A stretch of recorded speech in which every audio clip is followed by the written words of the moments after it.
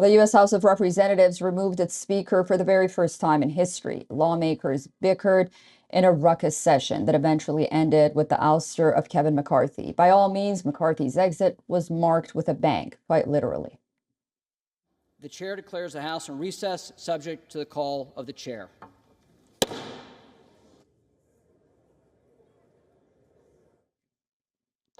This is Speaker Pro Tem Patrick McHenry. The angry gravel slam declared the House in recess after an eventful session. McHenry, who was a close ally of Kevin McCarthy, will preside over House sessions until a new speaker is elected. Ousted Speaker Kevin McCarthy fell victim to a rebellion by a small group of Republicans in his own party. Democrats declined to come to McCarthy's rescue, letting the small group of lawmakers oust the speaker, a stunning culmination of an intra-party dispute over spending as well as other issues. But the acting speaker can serve for only a very limited time, which is up to 3 legislative days in this case.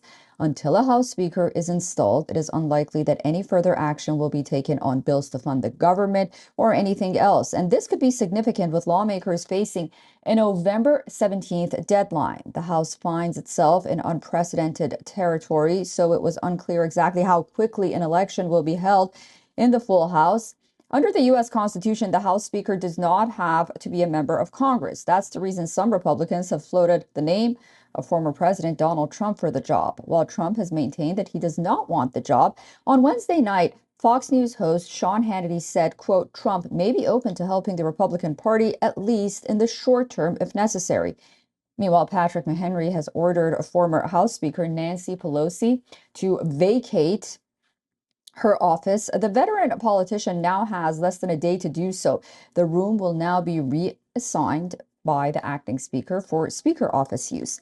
The former speaker blasted the eviction as a sharp departure from tradition.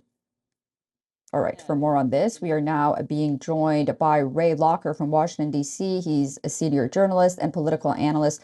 Ray, great to talk to you. I mean, this is probably the most drama we've ever seen in the House of Representatives during our lifetime. So what's next? Well, you spelled it out pretty clearly. They got to have an election to pick a new speaker. It's going to be a Republican. It's going to be somebody who's going to have to make a variety of concessions to the people who voted to get rid of McCarthy, just like McCarthy did in January. And that's why he was in this position. He made a number of concessions to far-right Republicans to get the speakership, which took 15 different votes. And so that left him a weakened speaker before he even took the job. You know, one has to wonder who would want this job. It's unclear whether the next speaker would also be in the same position that McCarthy was in. I mean, they talk about Steve Scalise, maybe Elise Stefanik, and others, but ultimately, I mean, is this chaos going to continue as long as these 8 Republicans are in the House? Yes, absolutely. I mean, it's a poisoned chalice for whoever takes the job. Whoever can get the support to get the job, they got to get all the Republicans to vote for him, because the Democrats aren't going to vote for any of the Republican candidates. That's tradition. And so you have to get all of the Republicans, or all but like 2 or 3, to vote for you for speaker. And I don't know who has the chops to do that. I mean, McCarthy, to his credit, worked for a long time helping to elect Republicans to office.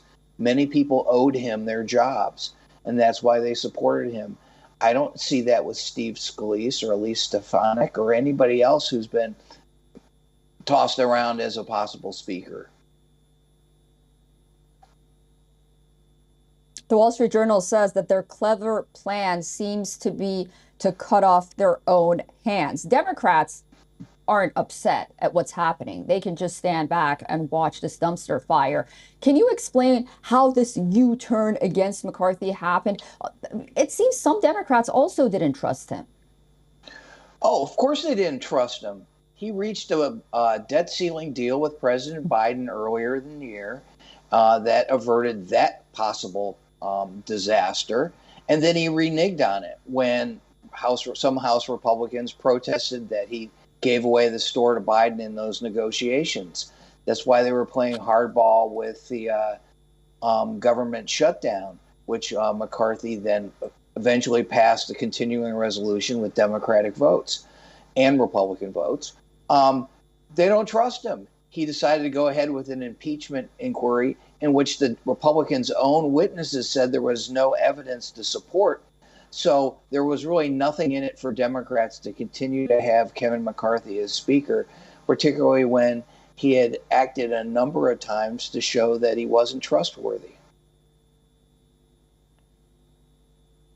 Ray Locker, senior journalist, author, and columnist from Washington, D.C., thank you so much for talking to me this morning and for all your insight. Thanks.